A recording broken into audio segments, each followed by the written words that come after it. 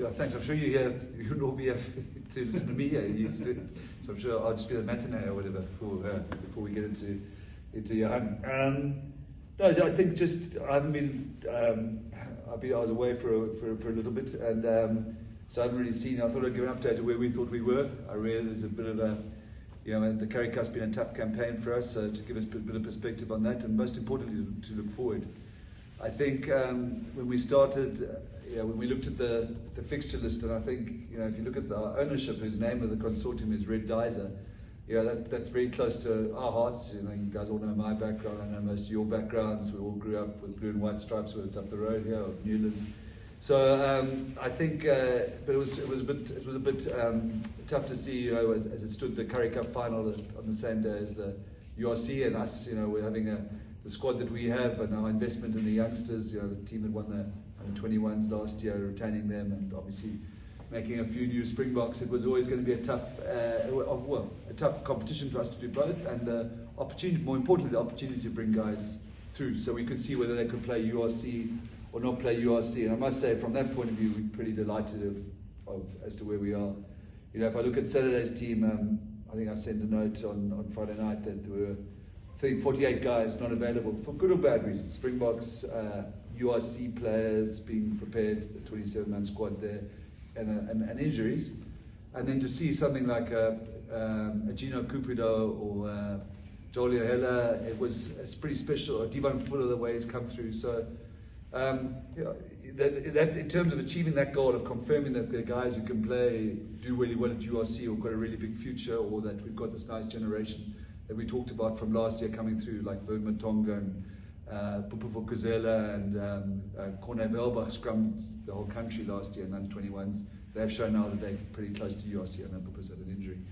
So I think from that point of view, it's been very useful. And where we're poised now, I'm really, really happy that the URC's been going. We did a lot of the players' resting commitments. We rebuilt a couple of guys.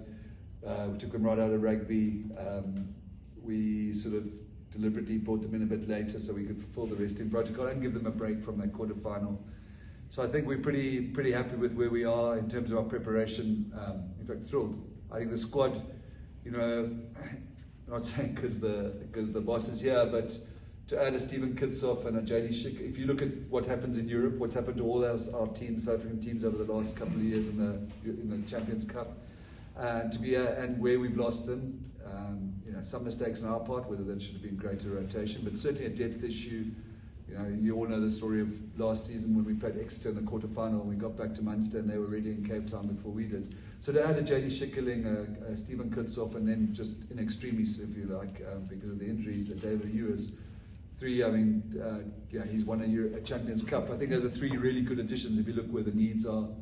So in terms of squad, the roster, we've had a few more guys playing for the national team, more than we thought, but we're thrilled about that. So I think pretty excited for the season. I think, I say it's tough when you lose a home game in the Currie Cup, but I think to win the war, you might lose a battle or two on the way. But I'm thrilled with where we stand. The shape of the squad, where we are in our planning, and what the Currie Cup has produced for us in terms of these, each generation. I think we're going to see a really good generation of youngsters.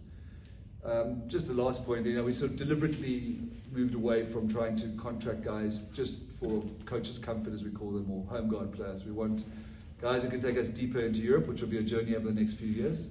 I think I started in the foothills of that, and guys and really good youngsters that come from the region. And I think I think Steve, you wrote about on the weekend that for us to sit here and say that there's not really a player that got away, which is not normally the paradigm in rugby in this region, is brilliant for us. I think next year's generation, the school crop for next year is going to be exceptional, and hopefully we can get the same sort of conversion rate that we got this year. I could keep on prattling, but glass is more than half full. It's exciting. Thanks, Dobson. Johan, if you want to... Morning everybody. Thanks for making your